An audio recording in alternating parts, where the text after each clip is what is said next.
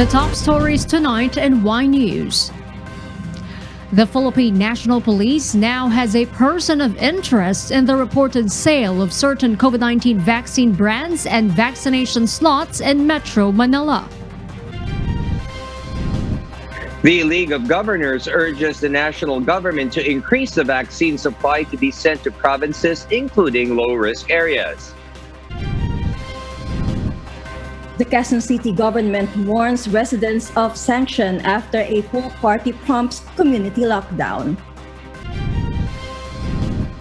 A Filipino seaman infected with the B1617 coronavirus variant, first detected in India, died last week. An ambulance service in the United Kingdom uses a robot paramedic that carries out chest compressions on patients. And Dubai-based Filipino fashion designer Michael Cinco calls out the Miss Universe Canada team after he was blamed for the failure of Miss Canada to advance to the Miss Universe semifinals. Good evening, Philippines and the world. We are now reporting live from Welcome Rotonda in Quezon City. Today is Monday, May 24, 2021. I am Harleen Delgado. Join us in the next hour as we deliver today's top stories around the country and in other parts of the globe. I am Elsie Marcos.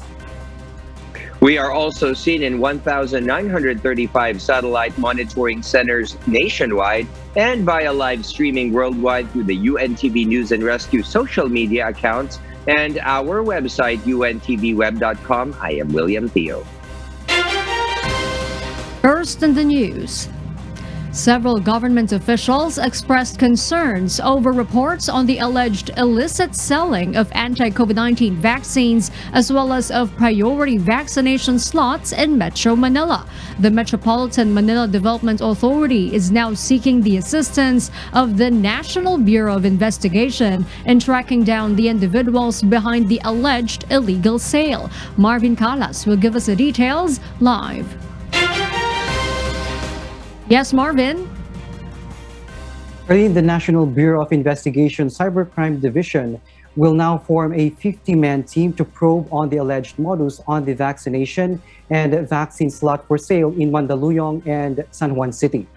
MMDA Chairman Benher Abalos had conversed with the NBI earlier this afternoon to seek assistance for the investigation. Chairman Abalos threatened that all involved individuals on the alleged modus will be traced and will be held liable, including public officials and anyone taking advantage, as well as those spreading false information about COVID-19 vaccination. Sasampulan namin sila ngayon. Well, actually, ang aming kapulisyahan ay may lead na rin, We just want to make it double sure na talagang mahuli talaga ito the soonest possible time. That's why iba talaga yung nagsasama ang NBI at ang kapulisyahan. Anyone proved to be liable could be charged for estafa, direct bribery, and violation of the Bayanihan law. Justice Secretary Menardo Guevara on Sunday ordered the NBI Cybercrime Division to gather strong evidence on the alleged illegal selling of vaccines and vaccine slots for some parts in Metro Manila. Mandaluyong and San Juan City LGU have earlier asked for the assistance of the Philippine National Police to investigate the spread of the alleged selling of COVID-19 vaccine and vaccine slots in their cities. This follows after the report of a concerned citizen claiming to receive a text message offering a COVID-19 vaccine slot for 12,000 up to 15,000 pesos. The MMDA reminded the public to instead cooperate with the government's measures for a faster and a successful vaccination program in the country.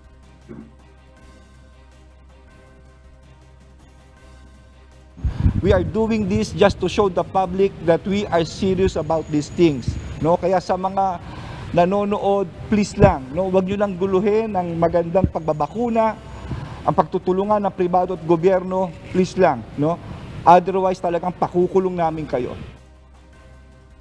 Harleen, the MMDA also reiterated that only those individuals having registered online are entitled to be vaccinated. Authentication processes are also done with within the vaccination sites by doctors and staff to confirm the vaccinee's identity. That's the latest live from Quezon City. Back to you, Harley.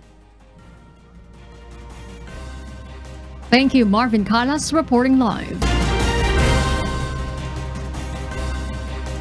Meanwhile, individuals who are selling COVID-19 vaccines for profit will now be fined and face imprisonment in the city of Manila. Dante Amento will tell us why live. Yes, Dante? Yes, Arlene, Manila City Mayor Isko Moreno Dumagoso stresses that any sale, distribution, or administration for profit and for gain of COVID-19 vaccine is not allowed while the country is still in a state of public health emergency. Thus, the local chief executive has signed City Ordinance 8740 today, which bans the sale of COVID-19 vaccines, especially for profit or gain. This after reports of the alleged illegal sales of COVID-19 vaccines and vaccination slots in some areas in NCR. Hindi pwedeng ipuwersa, salary deduction, ibenta, or baka palusutan tayo, yung tinatawag na administrative cost, hindi po pwede yon sa Maynila. Kasi kung kailangan mo ng doktor, ulitin ko, pag kailangan mo ng doktor, o kailangan mo ng nurse, BHW, yung mga authorized turok, bibigyan namin ikaw. Tutulungan ka namin. Because yun ang trabaho ng gobyerno.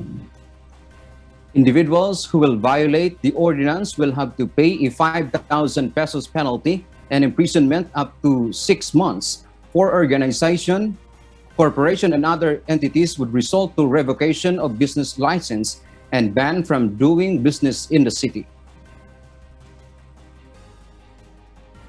And this new law in the city of Manila intends to protect the people.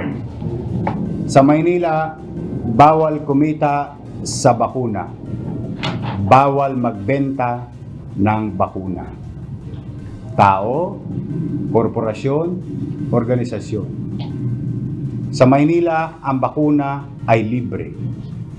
Whether binili ng local government, ito ay libre. At ang binibigay na bakuna naman ng national government ay libre din. Kaya dapat makamit ng tao ng libre.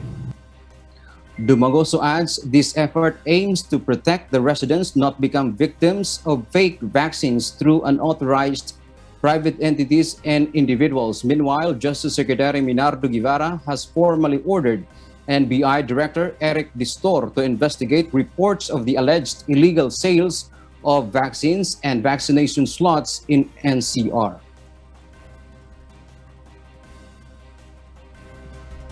Harleen, Secretary Guevara also directed the NBI to file appropriate charges against all persons involved and found responsible for any unlawful act. The NBI is given 10 days to submit its initial report to the Justice Secretary. And that's the latest live. Back to you, Harleen. Thank you, Dante Amento, reporting live. Meanwhile, the Philippine National Police has now a person of interest in the alleged selling of COVID-19 vaccines and vaccination slots in Metro Manila. Leia Ilagan reports.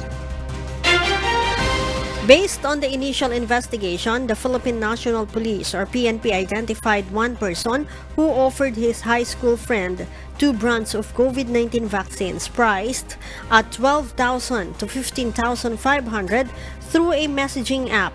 PNP Chief Police General Guillermo Eleazar said the same person also claimed to have contact in the city governments of San Juan and Mandaluyong.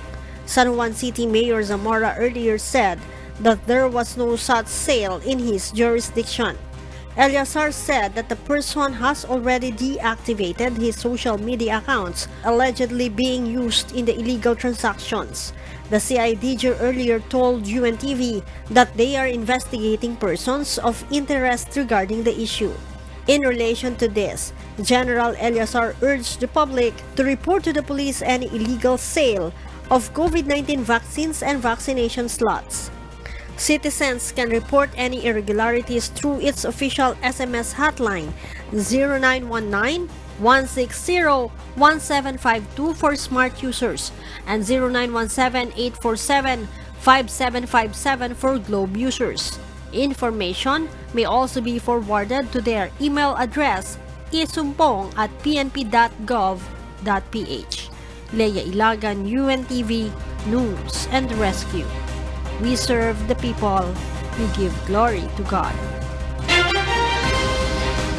Governors urge the national government to send more COVID-19 vaccines to provinces and even to areas with low COVID-19 cases. Ray Pelayo will tell us why. The League of Provinces of the Philippines, or LPP, laments the small amount of COVID-19 vaccines being delivered to the provinces, especially in areas considered as low risks. That is why the group is urging the government to increase the vaccine allocation to provinces. Kami na may nananawagan ng UNTV sa DOH magdagdag ng mga bakuna sa mga ibang lalawigan kahit low risk. Kasi objective naman yan talaga is to attain yung herd immunity. Kaya sa konti lang na ibibigay, matatagal na talaga bago makuha yung herd immunity. Velasco also opposes the Octa Research Group's recommendation to allot 90% of the country's vaccine supply to the National Capital Region or NCR+. Medyo masyadong lopsided yung 90% sa NCR at 10% lang sa labas. Kulang naman masyado yun. The point is, kung darating na yung 40 million ng Pfizer, talagang mas marami na maibibigay ang DOH sa mga probinsya sa labas. You should remember, ang NCR is only around mga 12 million yan So kung mga 12 million yan, times 2, 24 million, so sobra ng 16 million. So yun na yung dapat allocate makagad sa mga lalawigan outside Manila. But the Department of Health assures all regions are supplied with vaccines and more are expected in the coming days. Binibigyan naman ho natin ng bakuna lahat ng rehiyon. Nagkaroon lang po ng special focus talaga dito sa epicenter para makatulong lang po dun sa pagbaba ng mga kaso at maprotektahan po yung mga vulnerable. But ngayon po, from now, nagbibigay na po ng allocation, especially in those areas outside of the NCR Plus bubble. Malacanang meanwhile assured that the government's vaccination rollout does not focus on Metro Manila alone. Bagamat ang pinakamaraming kaso ng COVID ay nasa Metro Manila Plus, 42% at most po ang linalaan para sa Metro Manila Plus. Yung karamihan pa rin, around 58% ng bakuna, will still be distributed to the rest of the Philippines. Velasco sees mass gathering as one of the main reasons for the increase in COVID-19 cases in the provinces, especially indoors gathering when there are special occasions. Awan sa loob ng bahay, talagang pinaka-dangerous siya, pinaka-risky. Pangalawa ay sa mga mass gatherings at hindi nasusunod yung mga health protocols. Velasco again calls on the public to be vigilant and follow the minimum health standards to prevent the spread of COVID-19. Ray Pelayo, UNTV News and Rescue, we serve the people, we give glory to God. The government targets to inoculate 70 million Filipinos to attain herd immunity this year. And to reach this, the daily vaccination plan must reach to 500,000 individuals per day. However, the Department of Health says it will still depend on the supply of vaccines. Aiko Miguel explains why. Over 237,000 individuals have been inoculated last Friday. Based on the DOH's report, this is the highest daily record of vaccinees. Currently, the daily average of vaccinees now is at 168,000. But according to the DOH, herd immunity is the government's long-term goal because it will also depend on the country's vaccine supply to achieve this. 70 million Filipinos need to be inoculated to have herd immunity. We have that target of having 500,000 jobs per day para po mas mapabilis at mas scale up natin ang pagbabakuna. And hopefully, with the incoming supplies, magagawa po natin yan. The DOH stated that majority of the vaccine supply should not just be allotted in NCR Plus bubble. Provinces should also have enough supply of COVID-19 vaccines. Tayo po ay nagkakapagsagawa na nitong focused intervention sa NCR Plus bubble. At nakita naman po natin na bumababa na ang mga kaso dito. Nakapagbigay din ng sapat na allocations na sa NCR Plus bubble para makatulong naman po dito po sa pagprotekta ng mga vulnerable. Pero allocating 90% of our supplies in NCR Plus bubble, sa tingin po namin ay hindi naman po appropriate at hindi po natin kaya sa ngayon because hindi pa rin naman po ganun ka-stable ang ating supply ng mga bakuna. Aiko Miguel, UNTV News and Rescue. We serve the people, we give glory to God. The government assures that no region in the country will be left out in its response against the coronavirus disease 2019. This after several regions are experiencing a spike in infections in the past few days. Rosalie Cos details why.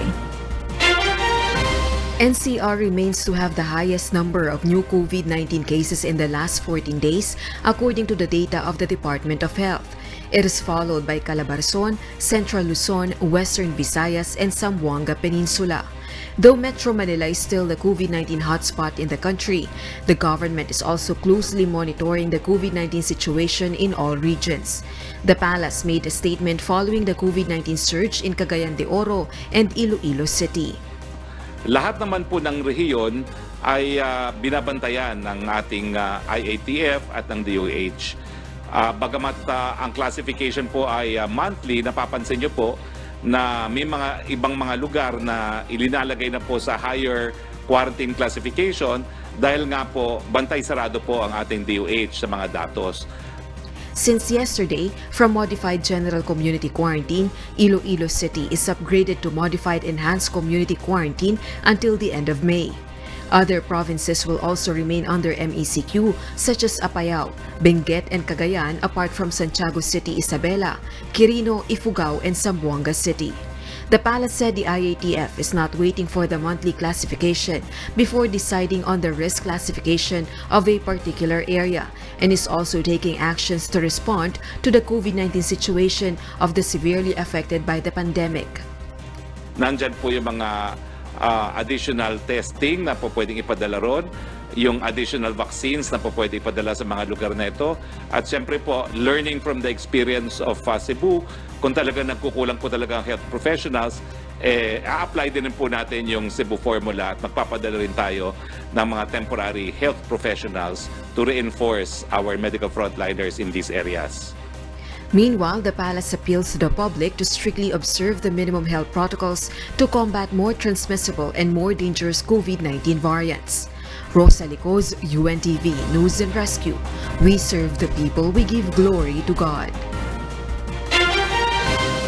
For those watching our 24/7 live streaming on YouTube, please click the subscribe button you see on your screen and ring the bell for notification. You may also follow us on Facebook.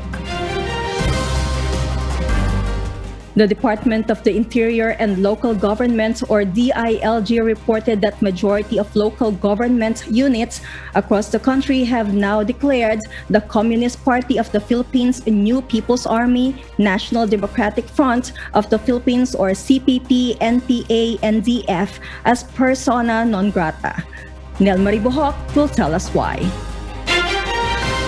84% of the 1,715 provinces, cities, and municipalities nationwide have passed resolutions through their local legislative bodies condemning the atrocities of the CPP-NPA-NDF and declaring them persona non grata in their respective localities.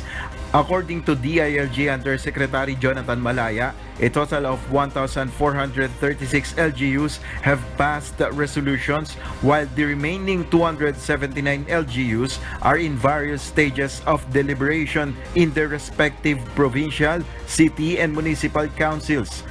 Yung message na to ay napakaklarado. Ang ibig pong sabihin nito, in 10 LGUs, 8 ng mga LGUs na yon have taken a firm stand to condemn and denounce the communist terrorist group. And we hope that the remaining 2 or 1 LGU will also do the same. Yusek Malaya added that even legal front groups of the CPP-NPA are included in the condemnation. I would think that the front organizations who are proven to be front organizations are also covered by the PNG declaration by the local government units. Bakit po? because these front organizations also advocate for armed struggle. Hindi nga lamang sila hayagan. Among the 17 regions, 6 regions have already achieved 100% declaration of persona non grata against the CPP-NPA-NDF, namely Central Luzon, Mimaropa, Central Visayas, Zamboanga Peninsula, Soc-Sargen, and the Cordillera Administrative Region. DILG Secretary Eduardo Año already stated that the support of the LGUs is timely as more people in far-flung communities are more vulnerable to recruitment by the CPP-NPA-NDF. Nel Maribuhok, UNTV News and Rescue, we serve the people, we give glory to God. After several delays, a Senate panel has commenced its probe on the misencounter between the members of the Quezon City Police District and the Philippine Drug Enforcement Agency last February. According to the National Bureau of Investigation, they will release the final recommendations in 2 weeks. This report will tell us why. The former chief of the Quezon City Police District Special Operations Unit Police Major Sandy Caparroso became emotional at one point as he narrated their side of the story before the Senate Committee on Public Order and Illegal Drugs during its probe on the PNP-PDEA shootout. Caparroso claims the team leader of PDEA's backup team was uncooperative when he arrived at the scene minutes after the shootout began. 2 police officers were killed during the firefight together with 1 PDEA agent and a PDEA informant. Tinawag ko ulit sir yung team leader for the last time. So hindi mo pa sila mapapatigil yan, sabi ko. Papasok yung SWAT dyan. Hindi sir talaga makontrol, pinapasok ko po sir honestly. Ako po nag-tap doon sa SWAT. Masakit sir. Hindi ko sir in-expect na yung pangyayari na yun sir. Buhay ng tao ko sir, magsasakripisyo sir. Di po totoo yun yung ano. Yung pagdating po namin sir, sila po yung nagmumura sa amin sir. However, Philippine Drug Enforcement Agency or PDEA Director General Wilkins Villanueva believes it was the QCPD who did not follow the proper buy-bust operation protocol which led to the misencounter. Villanueva says Police Corporal Elvin Garado, who was one of the fatalities, pointed his gun to PDEA's informant alias Bato even before a proper transaction can be made. There was no announcement na buy-bust ito. Wala sir eh. Lumapit lang si late Corporal Garado, tinutok, bumunot at tinutupan agad si CI. So, at on the point of view ng backup officers natin sir, ina-assault yung tao natin. We have to reinforce them. Hindi mangyayari kung tama lang sir ang ginawa nilang procedure. Hindi namin alam sir na PNP sila eh. The PDEA chief also believes the alleged drug dealers toyed with them. Si alias Budoy naman sir yung kinokontak namin, which is pareho sir ang number ni alias James nila at ni alias Budoy namin. Kumbaga pinaglaruan tayo ni alias James Tan or alias Budoy. Kumbaga sinalya-salya tayo dito hanggang sa nagkaroon ng buy-bust operation pareho. The National Bureau of Investigation says they have traced the call between the PNP informant, who is a female detainee, and the alleged drug dealer James Tan, and they found out that it came from the Sablayan Penal Colony in Occidental Mindoro. The Bureau says it is set to complete the investigation and release the final recommendations in 2 weeks. We're just waiting for the result of the forensic examinations on the CCTVs, on the cell phones, on the firearms for authentication. Jorlene Delgado, UNTV News and Rescue. We serve the people, we give glory to God. In other news, the light rail transit Line 2 East extension is set to finally open next month. The LRT2 management, however, assures that there will be no more delays in its inauguration. Asher Kadapan Jr. details why. The management of Light Rail Transit Line 2 explains that the postponement from the previously scheduled opening of the LRT2 East extension last April was mainly due to heightened restrictions due to the rising number of COVID-19 cases, especially in the past couple of months. LRT2 spokesperson Attorney Hernando Cabrera says they experienced delays in the procurement of equipment and the arrival of concerned personnel. Yung signaling, telecommunication, yung rail system natin, ang mga experts natin dyan, mga expats, mga foreigners. So, nagkaroon ng restriction sa mga travel nila, so hindi sila nakarating. Of course, ganun din, yung mga ibang kailangan natin, hindi rin nakarating. So nagkaroon tayo ng delay. The ticket vending machine, ticket booth, and other required equipment and facilities were already installed. And with the remaining final touches that needs to be done, the LRT2 management anticipates the inauguration and commencement of operation of the 2 new LRT2 stations in Marikina City and Antipolo City. Mga malilit na mga punch listing na lang tayo ang mga kulang. And then ang isa pang kulang is yung ginagawa natin ngayon. Dinudugtong na natin yung ini-integrate na natin yung relays at ang mga kable natin, connection doon sa existing line natin. Kasi though nakakonect na sila physically, hindi pa sila naka-online sa bawat isa. But today, a technical problem in the said connection was encountered affecting the operation of the 3 existing stations of LRT2. Supposedly, yung pagsasara ng 3 stasyon natin, yung Anonas, Katipunan at saka Santolan is nung weekend, Kaya lang nagkaroon ng problema, hindi nila ibalik yung serbisyo because of doon nga yung ginagawa natin na interface ng dalawang system. So apektado siya. The LRT2 management expects to resolve the issue within the day. Asher Kadapan Jr., UNTV News and Rescue. We serve the people, we give glory to God. The House of Representatives started today the plenary deliberations on the proposed Bayanihan 3, which seeks to help Filipinos recover from the COVID-19 pandemic. However, lawmakers are still scrambling to determine the sources of funding for pandemic aid. Ray Pelayo explains why. The 405.6 billion peso Bayanihan to Arises 1 bill or the Bayanihan 3 Relief Package bill is now on plenary debates at the House of Representatives after it gained the approval of the House Appropriations Committee last Friday. The proposed Bayanihan 3 is divided into 3 phases with an allocated budget. If enacted, lawmakers are confident that Phase 1 could be funded from the unused 2021 General Appropriations. Other sources are the excess taxes and the increase of remittances from the government-owned and controlled corporation or GOCC from 50 to 75%. So, ang challenge, since napakakaunti lang ng pondo na pinag-uusapan, syempre, ang bawat kongresista ay naturally nagpupush ng kanilang mga advocacies. So, inaasahan talaga natin magkakadebate pa po dyan. Phase 1 contains the anticipated giveaway, which amounts to 1,000 peso per Filipino or a total of 108 billion pesos for the population. The bill also includes setting of funds for wage subsidy and emergency employment for informal and formal workers, including overseas Filipino workers. There should also be available fund for indigents, RT-PCR tests of seafarers and OFWs, pension for uniformed personnel, and support for basic education. Meanwhile, at least 290 lawmakers are major writers and co-writers of the third Bayanihan measure, which was filed by Speaker Alan Velasco and Marikina Representative Stella Kimbo. This is the first time in my stay in Congress that 291 congressmen signed up to be authors of one bill. Committee on Economic Affairs Chairperson Sharon Garin said Bayanihan 3 needed to be certified as urgent. Ray Pelayo, UNTV News and Rescue. We serve the people. We give glory to God.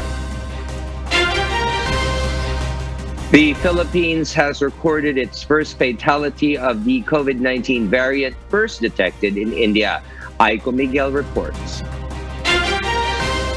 A 63-year-old Filipino crew of MV Athens positive of B.1.617.2 COVID-19 variant, first discovered in India, died last Friday. He is from Tarlac but is currently residing in Parañaque City based on his information. He has a hypertension as his comorbidity and died because of complications of COVID-19 according to the Department of Health. 3 of the 9 crew infected with the B.1.617.2 COVID-19 variant are still admitted at a hospital in Manila. Meanwhile, the DOH assures that the close contacts of the returning overseas Filipino workers from Oman and United Arab Emirates are negative to the double mutant variant. Wala po tayong nakitang variant of concern. May isa sa kanila na sequence ang lumabas ay A lineage, which is not significant when we talk about the variants na pinag-uusapan natin ngayon. Lahat po sila ay tagged as recovered na, and they have completed the isolation period of 14 days. Nakapag-discharge na po sila at sila po ay nasa kanilang local governments na rin, and they are being closely monitored. There are 12 confirmed cases of B.1.617.2 double mutant COVID-19 variant in the Philippines. The said variant has been found in 21 countries, including the United Kingdom, United States, and Singapore.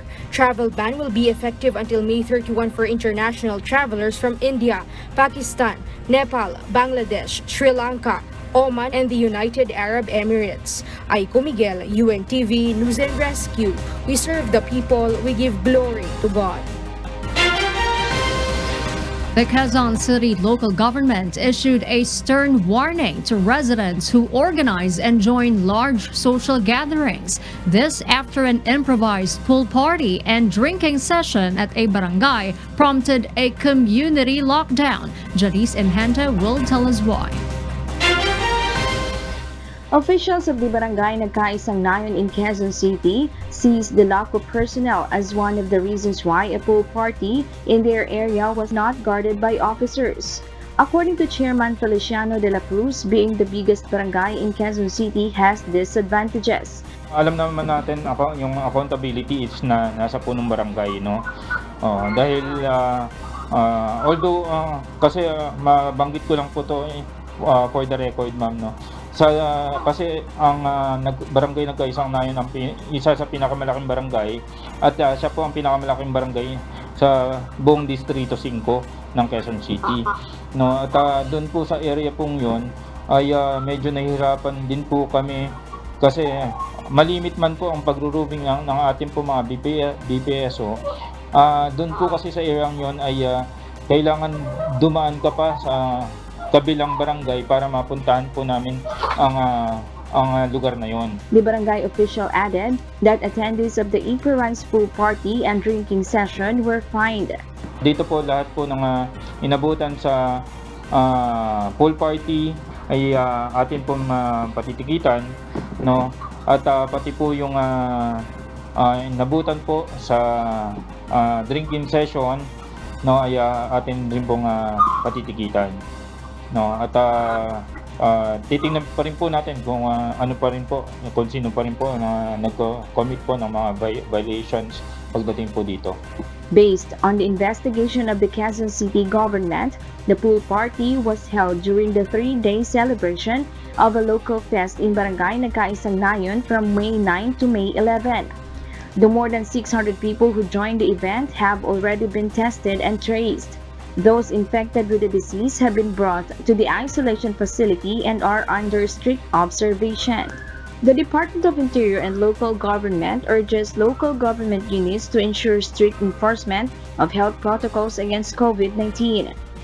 We would wish to remind our local government officials, including the barangay and the Philippine National Police Station Commander, that the President has spoken that you will be held responsible for any super spreader event that happens in your specific locality.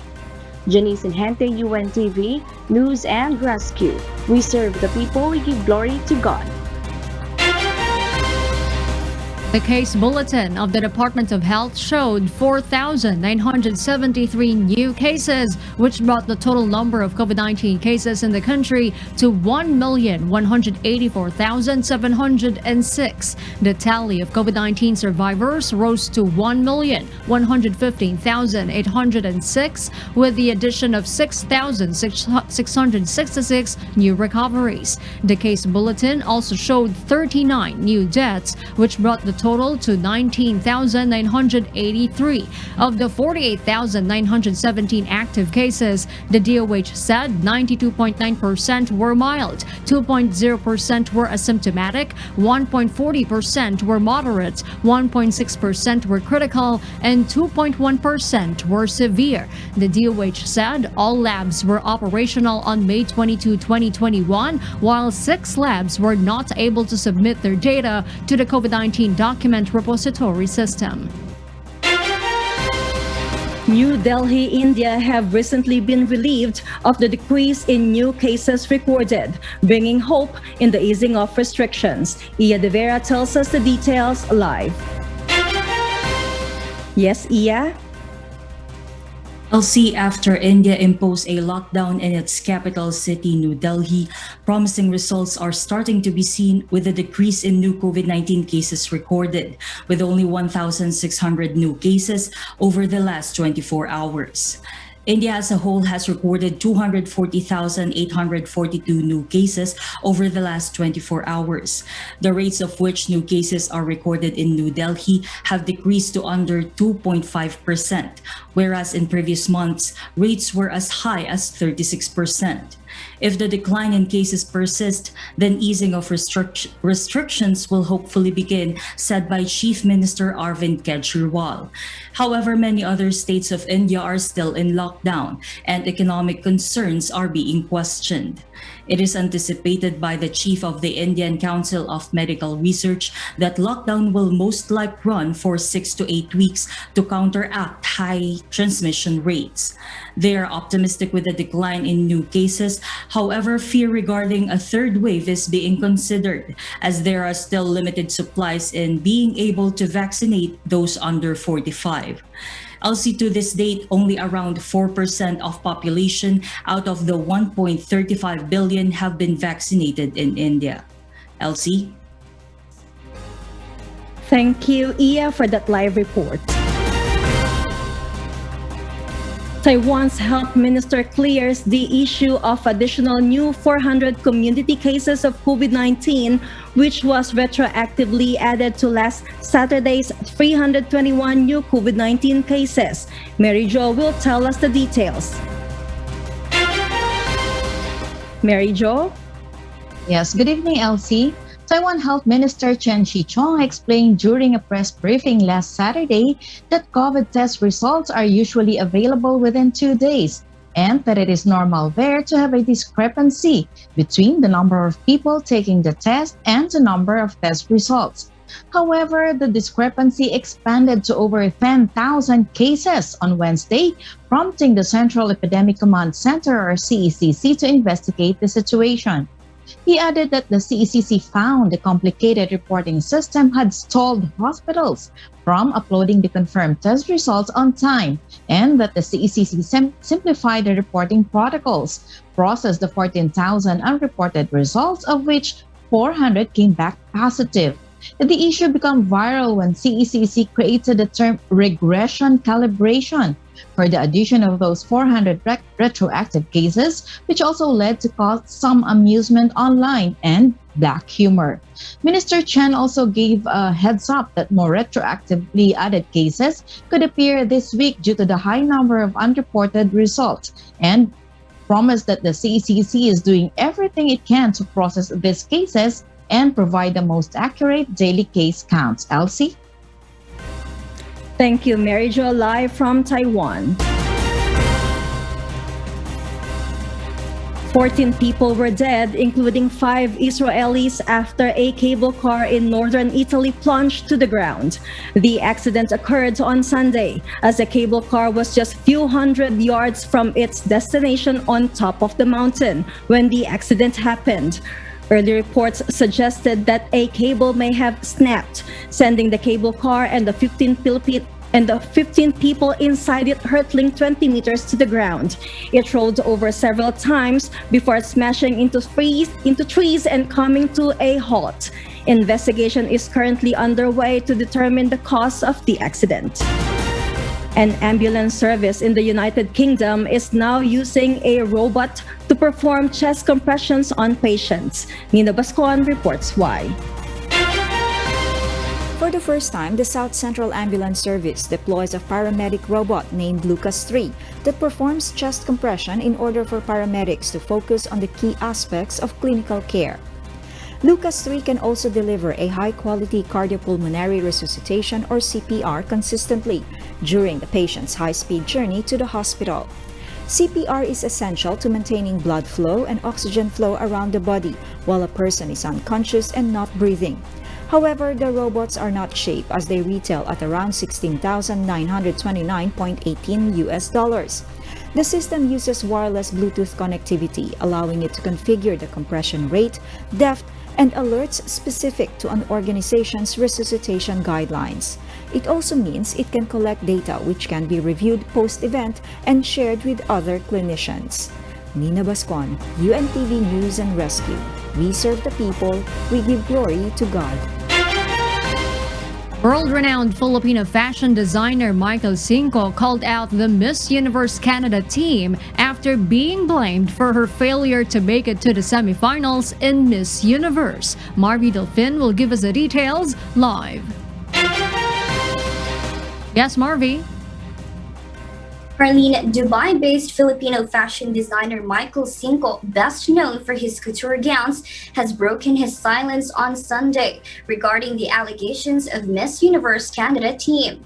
In a lengthy post in his Facebook account, Cinco called out the whole team for being ungrateful, vile, and unprofessional users for being scammed for the past 3 years. Cinco said that the team has been spreading rumors and lies about him, which includes sabotaging Miss Canada Nova Stevens. In the post, Cinco uploaded several photos of Stevens wearing his creations and a screenshot from MG Mode Communications, Stevens' publicity person. He lashed out on the accusations and responded to the team's claims that he was not supportive of Stevens. He revealed that he even hired and paid a team of professional photographers and filmmakers to shoot Stevens in Dubai. Meanwhile, Stevens has made her Instagram account private, but addressed the issue in a video, stating she was hurt. This really hurts me because I have nothing but love for both parties. They have both helped me in ways that I can't even count. She disagreed with Cinco's remark that Stevens was ungrateful, saying that she has expressed her gratitude publicly and privately. The 26-year-old beauty queen also said she has always expressed her gratitude towards those who helped and supported her in the pageant. Cinco has yet to acknowledge Stevens' response, while MG Mode has not made a statement as of Friday. Back to you, Harleen. Thank you, Marvy Delfin, reporting live. And those are the reasons behind the news, May 24, 2021. I am Harleen Delgado. Reasons we deliver to you as they unfold. I am Elsie Marcos, sitting in for Angela Castro III. Live from Auckland, New Zealand. And because we need to know, we will always ask why. I am William Theo. We serve the people. We give glory to God.